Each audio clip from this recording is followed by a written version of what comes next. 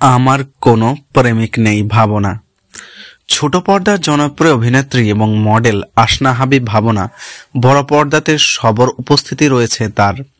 Modelling এবং অভিনয়ের পাশাপাশি লেখালেখি ও নাচেও বেশ পারদর্শী তিনি। শুধু তাই নয়, ভাবনা ছবিও আঁকেন দারুণ। বলা যায় সকল গুণের গুণান্বিত এই অভিনেত্রী।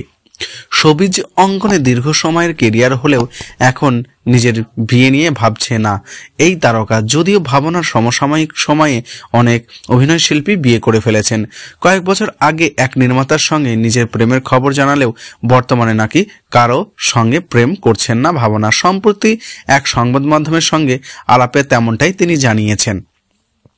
কারোর সঙ্গে প্রেমের সম্পর্ক রয়েছে কিনা এমন প্রশ্নে ভাবনা বলেন, প্রেমের সময় কোথায়? আমার কোনো প্রেমিক নেই, কারণ আমি সিনেমা নিয়ে খুব ব্যস্ত। নতুন বছরে 2টি সিনেমা চুক্তিবদ্ধ হয়েছি, মুক্তির অপেক্ষায় রয়েছে আরও 4টি সিনেমা। এখন থেকে সিনেমা নিয়েই ব্যস্ত থাকব। তাহলে বিয়ে কবে করবেন? এমন প্রশ্নের ভাবনার সহজ উত্তর, ভাগ্য যেদিন লেখা থাকবে সেই দিন বিয়ে।